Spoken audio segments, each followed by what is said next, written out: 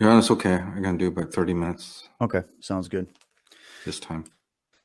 All right. Well, we are live, everybody. I'm just waiting for some people to come on here. Michael and I decided to do a quick little live video for you. There was a couple things I actually wanted to go over with Michael here. Some interesting information came across my desk.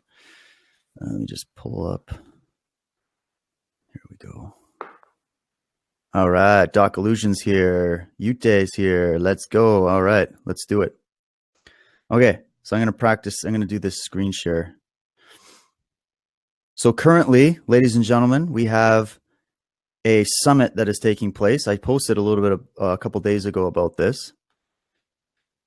And for those that don't believe that there is an agenda for world government, there is actually a world government summit happening right now.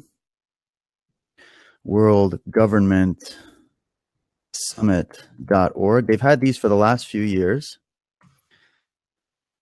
And all right, I got the website up. Let me just see if I can share my screen. Boom, boom. Screen share. Application window. There we go. All right. Can you see this on your end, Michael? Yeah, no problem. Yep. Okay, good. Just making sure.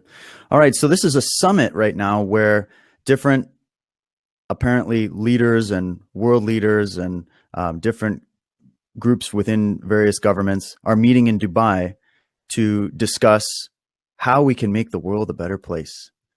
And I found it rather interesting that when you look at the, let me go to, where do they have the partners? Here we go.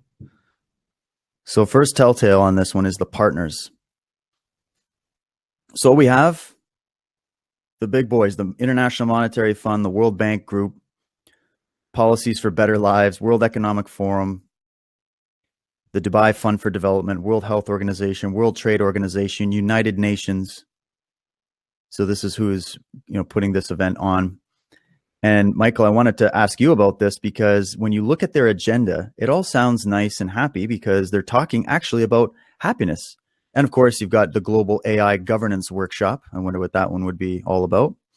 You have the Global Happiness Outlook, the Happiness Pyramid, Return to Happiness, Global Happiness Policy Report, On the Way to 2030. Sounds like some of the old books you'd read from back in the day. Network, we got the Nudge Towards Well-Being, What Makes People Happy? Can Happiness Measure Progress in Society? The Latest Technologies in Happiness and Well-Being. I wonder what they're talking about there, meeting with the World Health Organization. Cass Sunstein book signing. And on and on and on we go. The AI, the new measurement of happiness. AI, the new measurement of happiness. I wonder what they say about this.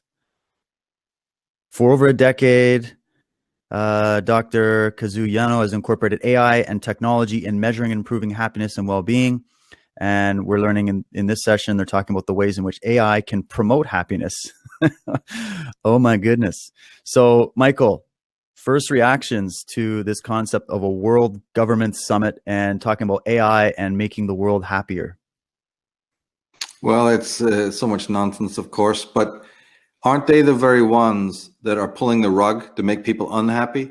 So it's almost like when government goes away, all the great sages like Shelley and everyone knew that when government dissolves, people will be good and happy, right? Aleister Crowley knew this, Rabelais knew this, Shelley knew this. When you get rid of the impositions and the authoritarian structure, people of themselves just kick around in the sun, and smile and get on and are happy.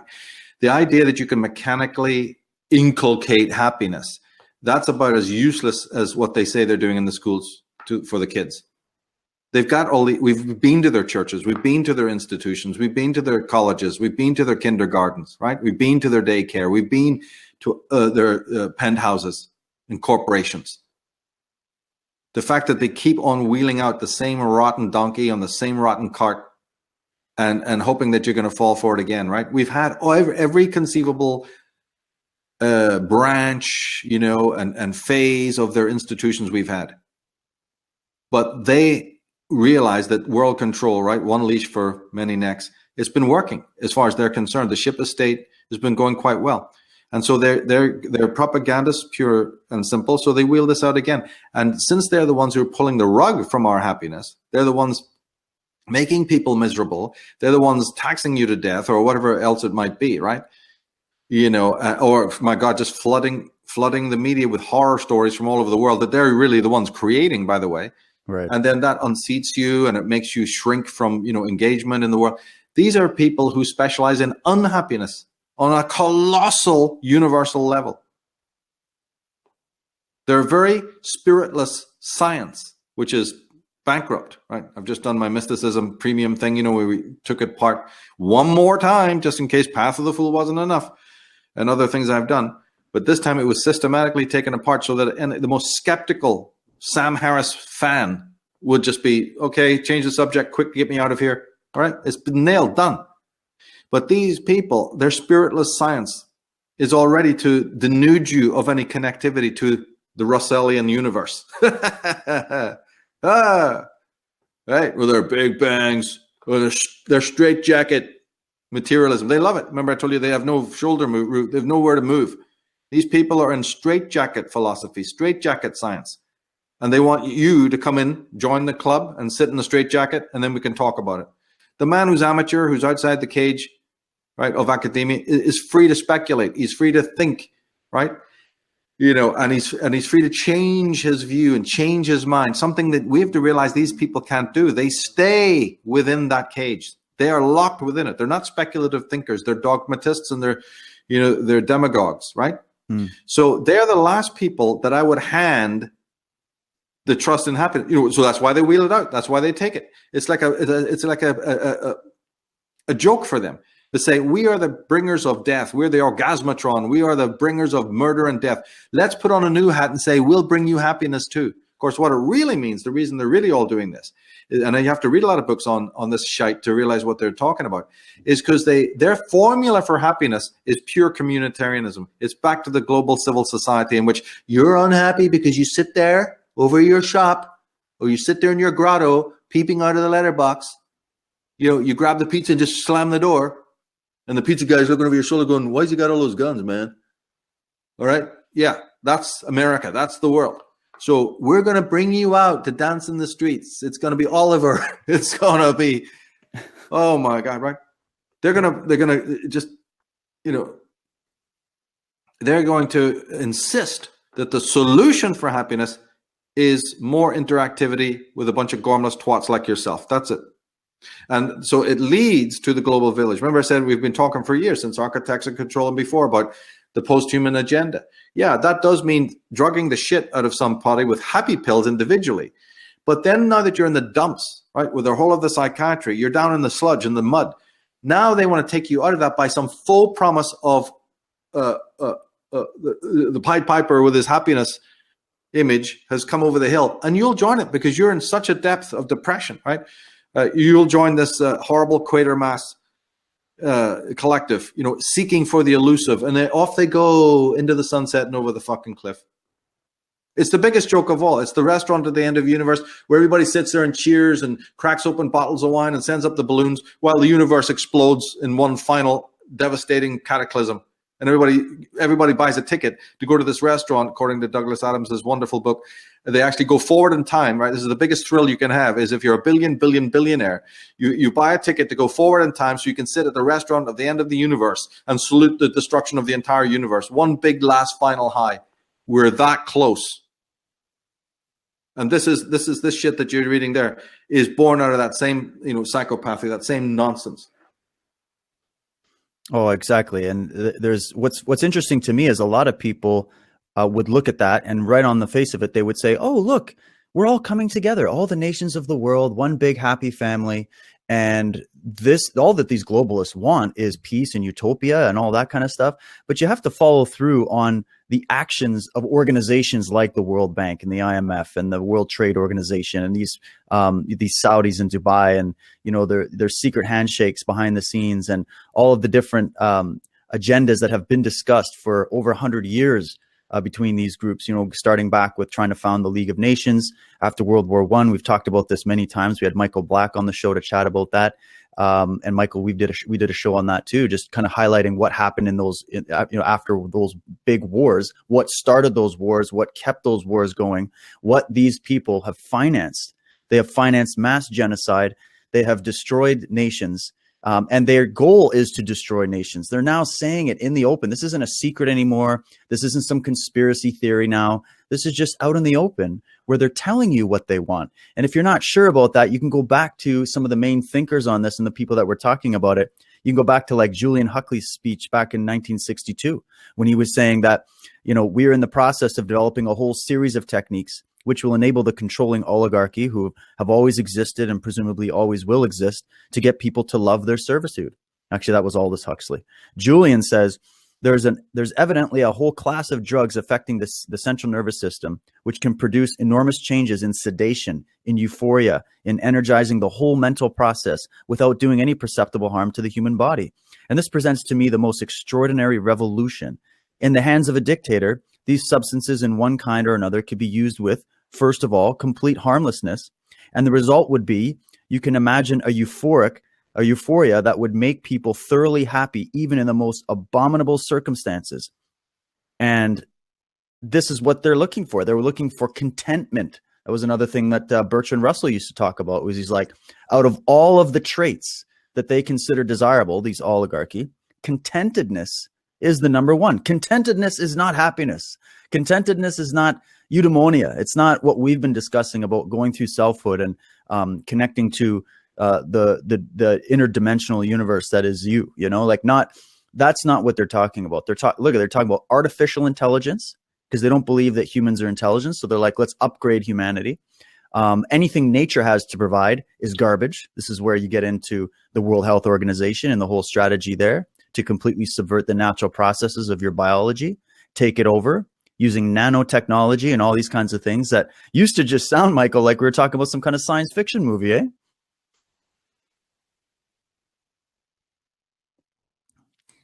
That's quite right. Did you see in the chat, I sent you a link?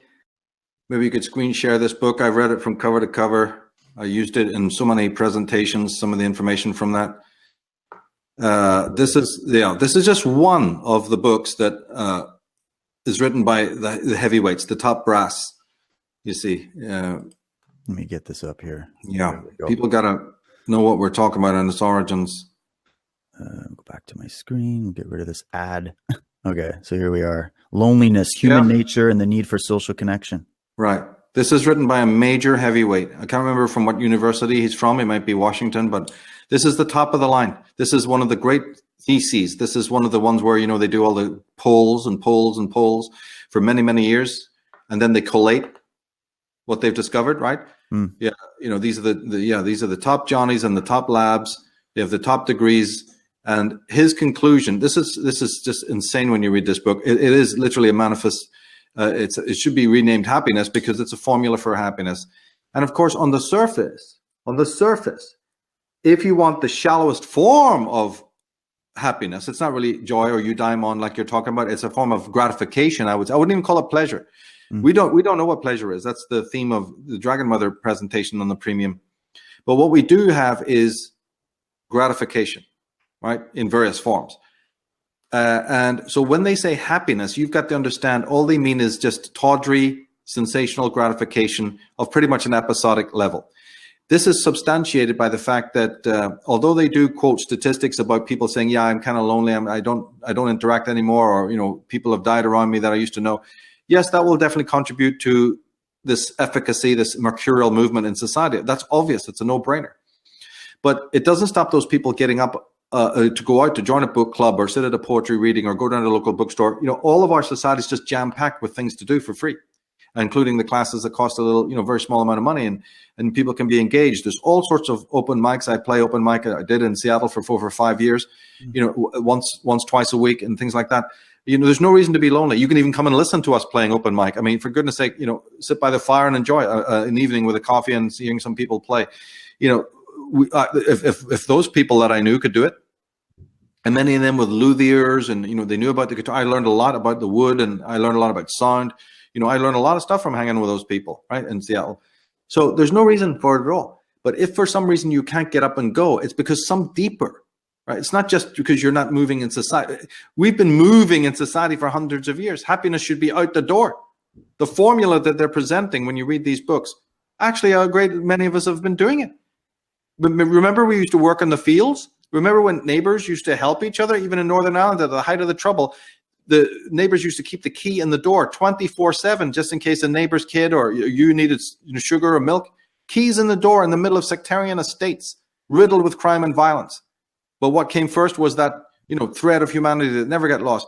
So we've been doing all of those social things. Happiness should be out the door. It didn't just die away. It was crushed by these very people who are presenting this bromide in front of you, this carrot and stick mentality. Sometimes it's a stick. I've been saying this from day one. I'm getting tired saying it. Said it all the way through architects. They got the carrot and they got the stick. Well, sometimes it's the stick and now it's the carrot. And that's what this is. And you know, I put up on the blog, right? Go to Unslave, go to the Michael Tsarion blogs, right there on the homepage. And there's a post that I made very much connecting to what you're talking about. It is entitled Insider Exposes World Government Agenda.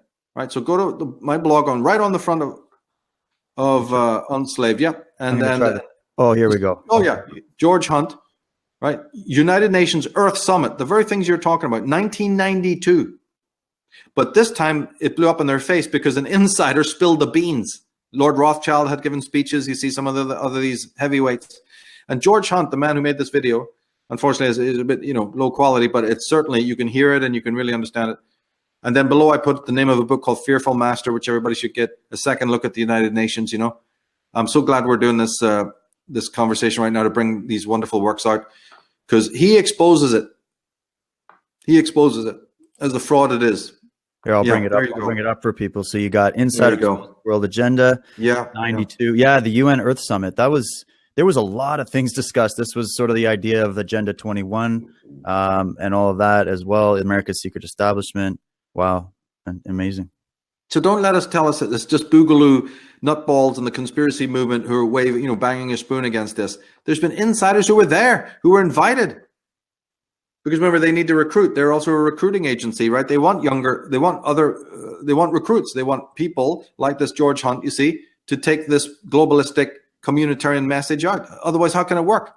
They write their manifestos, you know, and then they need people who only know the headlines, you know, who've only got the sound bites, but they're very valuable. They're the useless idiots that take it out, right, to the public, to the world, and broad, and just having it as a meme inside your head is enough for these people, you see. But my God, never for 1 minute imagine that just moving mercurially in your society, I'll give you a few examples there, you know, is really anything about happiness. Happiness is something you dime on. You have to, joy, pleasure. You know, read Wilhelm Reich. You know, man does not experience pleasure. This is a myth.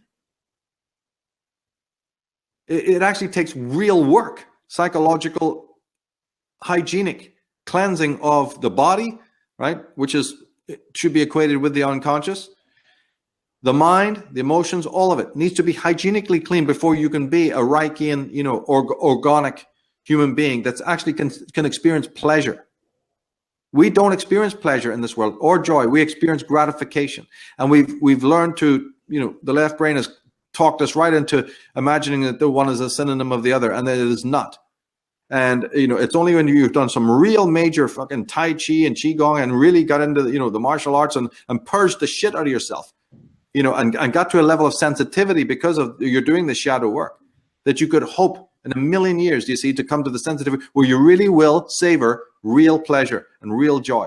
It's not something that's out there. It might be found in children in that spontaneity, but as we know, that quickly gets erased as well.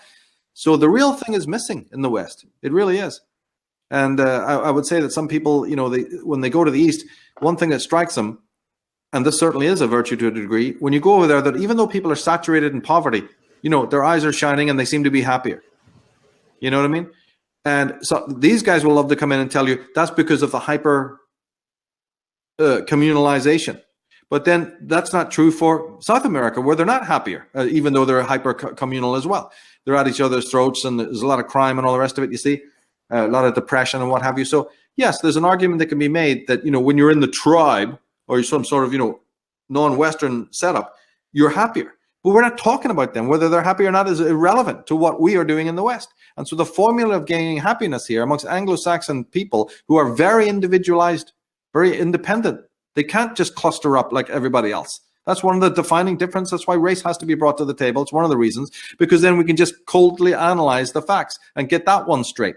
Since Anglo-Saxon man is so differentiated and loves to wander off on his own and contemplate, be in nature, his formula is not the same as it is in non-Western climes.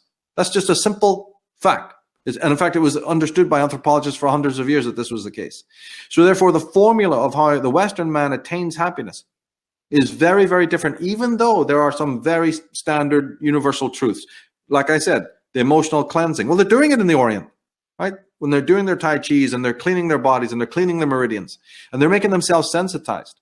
Right now, with the obesity and the drug uses and the bad food, the toxic air, the fluorescent lights and everything else, it would take years for even a teenager to purge themselves of all of that. Although, with martial arts and other things, it's a little bit, if you really commit to it properly, you will hasten that process, no doubt. But it still takes, as you can probably testify, a lot of fucking time to really purge it.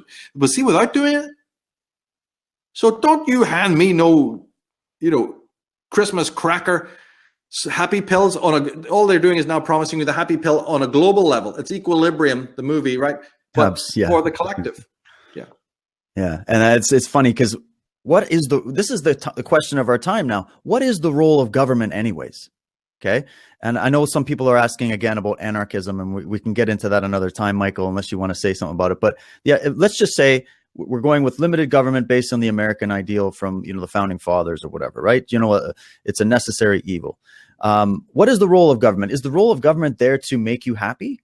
Is that their role? Is that why we're supposedly electing these people? No, the whole point of government, we spoke about this with Chuck Morse, was that the only function it should have is to protect and preserve your inherent rights. That's it. It's just there in that regard. It's not there to micromanage your life and make you happy. And that's when I get worried when I see these people getting together to discuss how can we just bypass all of this process, like what you're talking about, Michael, the natural process of what actually produces happiness and fulfillment and joy and inner peace and all of that.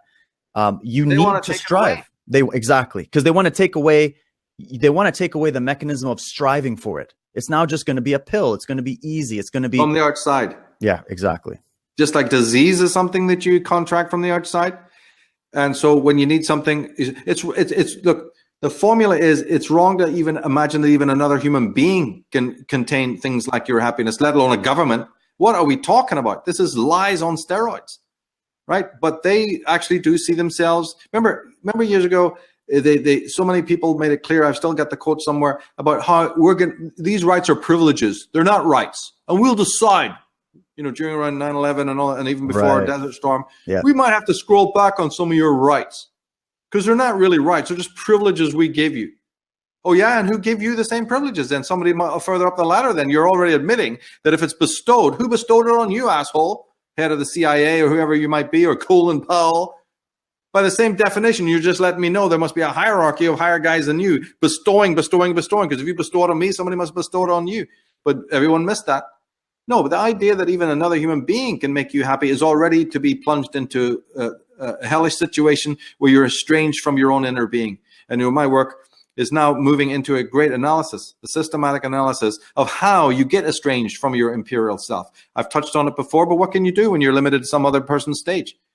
It's really limited, and I find myself in that position. So we've been building on slaves so that there won't be these restrictions on getting this dear truth out, which is not only taken, the vast majority of my life, but it needs to get out to the public this way, and how to redeem your power, because we need, solutions, right? But now that we know this, we can deconstruct their lies, and it has to be done systematically. And even though they control the West, they also control the East. So, it is a situation that people call us racist. Where the work I'm doing is going to be as much valuable to the Indians when they want to free themselves from their Leviathan, right? The people in this movement are handing formulas and maps and guidelines to people that a fucking Eskimo could use. And yet you're going to point a finger at us being racist? I'm producing, solutions that the whole damn planet, wherever they're going to come under this filthy hidden wing, the wing of evil, this double-headed eagle stretching its wings like a beast over, all of mankind. How can you call us racist? We're benefactors of the whole of I don't give a damn what color your skin is or what race you come from. Let's all turn, if we can, we'll fight later on. Let's get rid of this entity first. That's been preying on, preying. Remember the clip in the movie They Live, where the black preacher is telling you they're everywhere, they're watching you, right? Let's get rid of that preacher first, and then we can, that pestilence first, and then we can decide. But you know what it's taken to open the eyes of the world, that there even is that vulture sitting on the rocks, watching your every move and controlling your every move? Look at what I've had to put into just 25 years with finding these videos and writing these books and putting this information up. And is the penny dropping in most people? It better bloody start. But their little pettiness will come and say, no, you're a racist, you're this and that. How can you look at my, creations and this smorgasbord of knowledge and claim that that's racist when every single part of it nourishes everyone in this world? Should they have, we talked about this before, right? Should they have the hunger? You can bring the horse to water, but you can't make it drink, right? So there has to be a hunger and a sensitivity and an awakening. We're just waiting there, as teachers when the student is ready. But should they come to us, we're open. We're open. I'm not putting up any signs. Go, I don't like the spots in your face, so you can't come in and look at this knowledge. I have systematically gone through hell to put this information out to the public using, the means that we have, the technology, under incredible personal sacrifice, and an unspeakable fucking story, and an unspeakable fucking climb. It's so preposterous you couldn't even write it down. They think you're making it up. They literally think you were Lewis Carroll. You think you were making this up, that you just spun this tale. It's so utterly preposterous. But the focus of people should be, what can I do with this knowledge? But see, that's the last of their concern. Here's the ingredients for true eudaimon. Here's the teachings for real upgrading. And even if you only take the names I've mentioned, forget my own work and analysis, just the mere palette of the people that I suggest, more eminent than me, more degreed than me, since you seem to all want that, hey, bring it on. I can name you the top people. Like you just mentioned, this Gustave Le Bon, right? Go read them then. Just use me as a conduit, as a wayshore, right? There is no excuse. So when you're dealing on the level of high truth, right? High mysticism, all of these things about race and culture and color and sex and caste and money is already by default meaningless. So how dare you from your fucking gutters, who hasn't moved a muscle to help fucking anyone, right, ever come in and start critiquing? We're already beyond that, mate. We're already fucking way beyond that. And even though there may be some commentary and certainly a lot of rational statements we may make, don't you ever forget what plateau we're on and who you're dealing with here. And the weeds we've had to dig up, both personally and socially, to do this kind of work. It's a vocation. And the non-vocational person cannot comment on it. I don't want to hear what you got to say about it. All I want to see you do is take these lessons, take this wisdom, and go and apply it in your own life and see. Then you come back saying, this was false. This didn't work for me. Or I found, this was working better. Or, your Ayn Rand was brilliant, Michael. But, the other thing you're talking about, I didn't care for. Hey, am I lecturing you and hectoring about you got to accept 100% everything I say? I've purposely made this thing so variegated, right? And so colored like a chocolate box full of different flavors. I've made it that way on purpose. In fact, some people think it's a detriment that they can't fathom where to start with my work because it is literally so variegated. Yes, that was by design, right? I've turned hobbies and interests, and I know when I'm coming to the world, don't be a one-track pony. Don't speak to the choir and don't burn yourself out. Have an incredible, colorful array so that, because I'm honoring the world. I'm honoring the diversity and the difference of the world. But you're a racist. Where's the empirical proof of that fact? Loving my own race isn't also empirical proof of that either, but tell me anywhere else then that you can find it. And then compare me to the utter selfishness, narcissism, and racism and bigotry of the people that we have to deal with every day, trying to throw stones in our face. This is ridiculous. Then you know what you need to do? Go, like that lady in Architects of Control, suck it, and take the Prozac smile Everything's okay. All last traces, right, of the legitimate anxiety of the true imperial self, axed.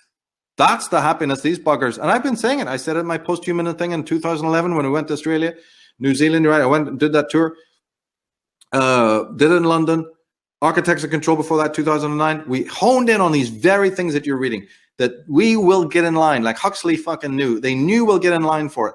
You won't have to come with them and shove it down their face like, you know, some of the movies show. No, we line up for it because the pain of walking the Siddhartha road, the pain of being an authentic person, the pain of leaving the mob, you know, the hive mentality, the consensus trance, is so utterly painful to step outside the walls of the collective that we'll be not only walking back, we'll be running back, banging, master, let me in, hail the masters, hail the elite, give me the happy pills right now, this minute, because I'm depressed being myself.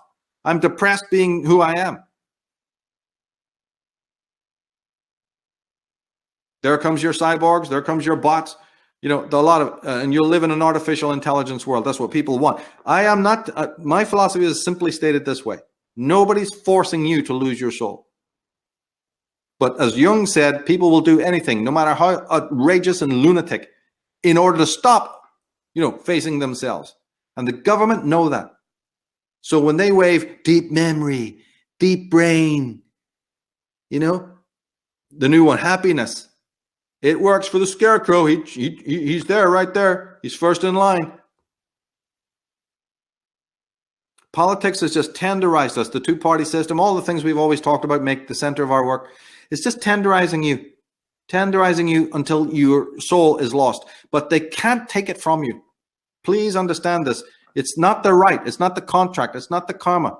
You have to hand it up on a plate. That's what it's all about. Then, right, evil exists. Then you let it in.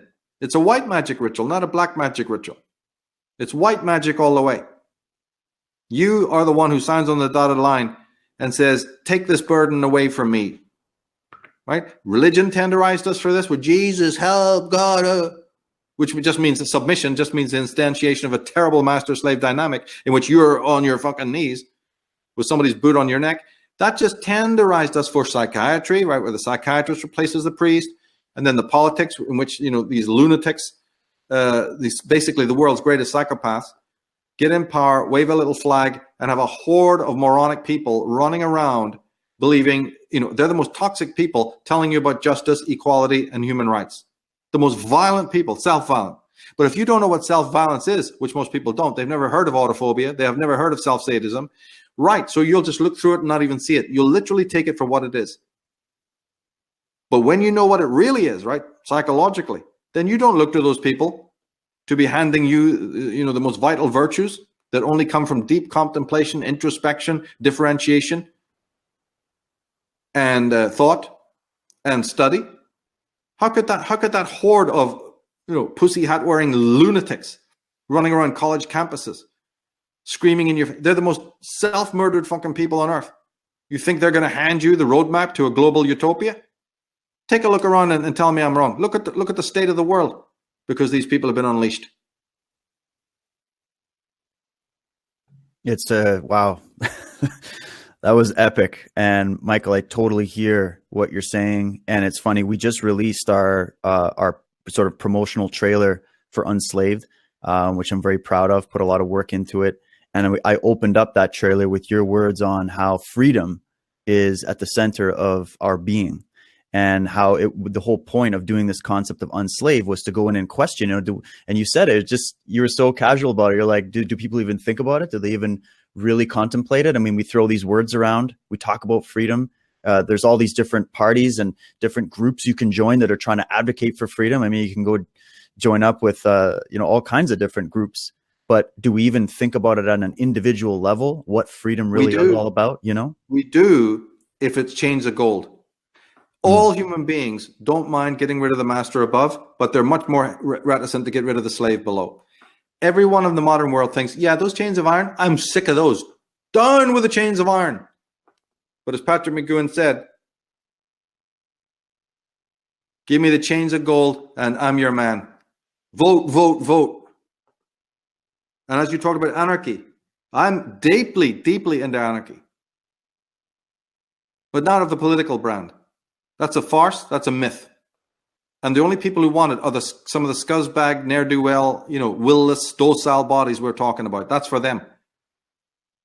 They are the ones that Blake talked about when he said the fist that crushes the tyrant's head becomes a tyrant in its stead. Okay, Occupy? Right?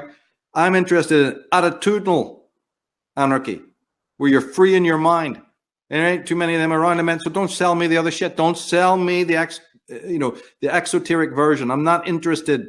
You can scream, you can chew bricks, you can chew the carpet. All these advocates out there go, anarchy, anarchy, anarchy, shoot a cop. Have some fun. Burn the world. Nobody's going to fuck with me and my AK-47. What the hell are you talking about? Right? It's attitudinal. And that is an act of the Zen master. And even they haven't got it now. Most of those guys don't know what they're talking about. It's just more pre-slip. The real thing is something so much vaster than that. Right? It's going light. It's like the Fool, two different kinds of light. And everybody on this planet is separated by which light they're signing on for. The light of luminescence or the other kind of light, the feather light. Whoa, all the difference in the world right there. We explored that.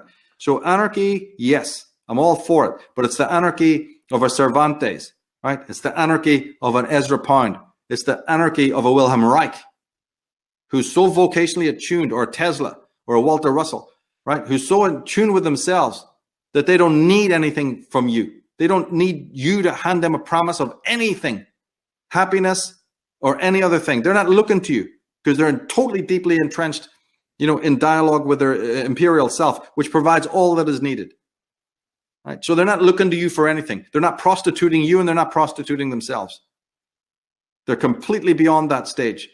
They're in touch with the great ultimate, which is, as you said, the flow of freedom. Freedom is just a synonym for the great ultimate, the great Tao, that holds you to no contracts, doesn't present itself either as teacher to you or as student, and doesn't want you to be in any of those distinctions. It's just a commune in which two friends are walking on a path towards the truth. And the truth is with them. There isn't even a path to the truth. You're walking in it in this moment. But that requires a certain kind of sensitivity. Don't get me wrong. There's, you can't say that it just comes to you. There's no work. There's work involved because the world is malignant and toxic. And you've been brought up by toxic parents. And you've been brought up by toxic schools and teachers and priests and all the rest of the programming. So there is a moment where, to find the still point. In snake dance, the doctor, right, has to fight the snake, the dance of the snake. Yeah, you think you're going to be exonerated from that and get the enlightenment and truth? The dancing with a snake is to know the snake, to know it through and through, what it's all about, how it came into existence, and what weapons it uses to, hypnotize the shit out of you.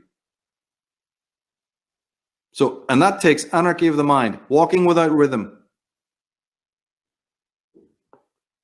Very, very different process. Like we said, Crowley's magical will. Can I hold the exact opposite of every idea that I espouse and cleave to? It doesn't mean I throw out the ideas I cleave to, or that I chose, or that I favor. No, I have those. I'll keep them forever.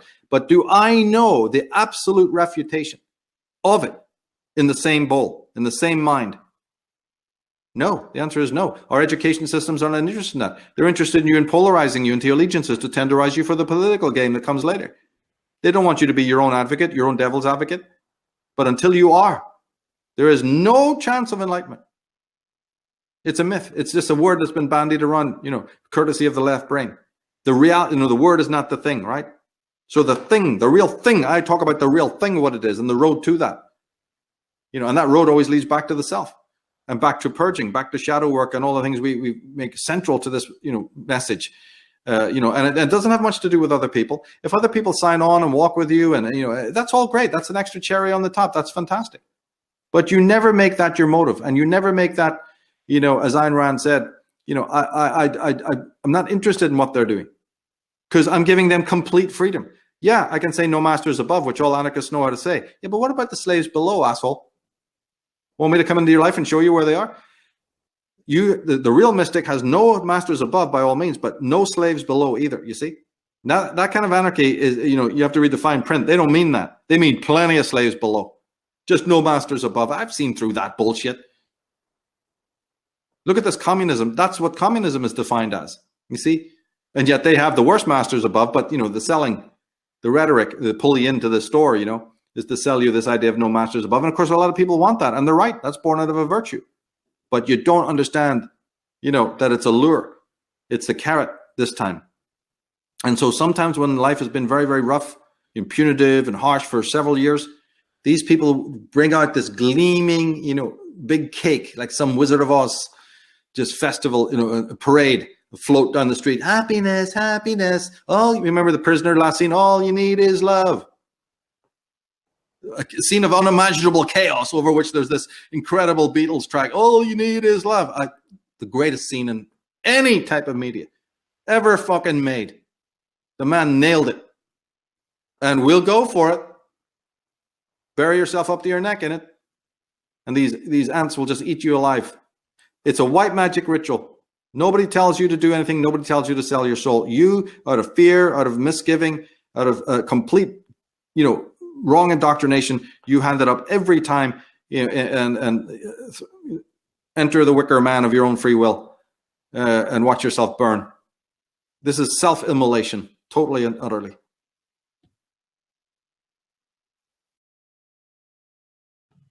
Sorry, I was muted there. Wow, it's well said. And I mean, just on the practical side of it, like you said, when you want to come together with other individuals to get things done, then you need some kind of organization.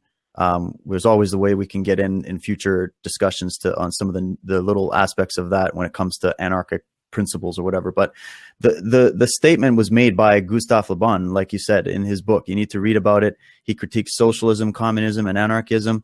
And also does advocate for exactly what you're talking about, Michael, about the idea of individual sovereignty and the inner anarchism, so to speak. But anyways, man, I know you got to go. We probably went over time. I didn't want to keep you there, but maybe can you just say a quick word about the show coming up Sunday? We've got Ralph Ellis coming on again. Yeah, he's got a lot of things to share about 17. He's also got more of his own research. The man's just a genius. And as I'd love to have him on almost every other month, but here we have to have him on once in a while, and we'll get his feedback about some of the things. He was thrown off Wikipedia last year and had a major altercation with Joseph Atwill, this ponce that does the rounds, and Ralph's been in so much kerfuffle, and then he's got his original theories about Jesus of Odessa. This man's dug up the real Jesus. You'd think it'd be of interest to people. But no, like we've been saying, they prefer their mysteria instead, right? But yeah, he's also going to talk about the Ottoman Empire, which is an interesting subject for me.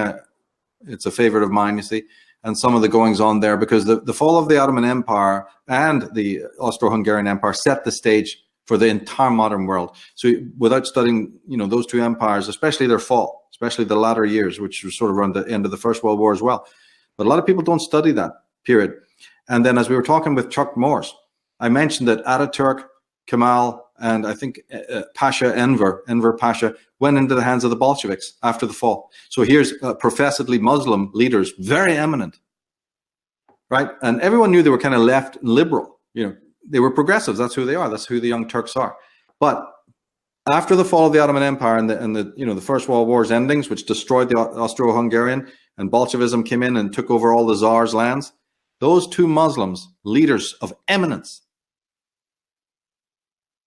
went to Russia. One of them went to Russia, and both of them became committed Bolsheviks. Absolutely joined to the hip with the leading Bolsheviks at the time. So we're going to explore that with Ralph, to bring that out as well. These are so many beautiful areas, but they're falling down the memory hole. And that time was a part of the reason why the world looks the way it does today. So it'll be really interesting to get his take on that and many other subjects too. Oh, wow. Yeah, definitely looking forward. Always a great time to chat with Ralph. Well, I've got some good news for people tuning in here. We're going to keep this show going. Michael Black has just agreed to come on and chat with me for a little bit about this subject and to get his take on it. And Michael, I know you've got some stuff you got to take care of. So all the best, man. Thanks for doing this quick show with me, and we'll catch up. Say hi to Michael. Will do. Okay, later. All right. Cheers. Cheers, everyone. Thank you.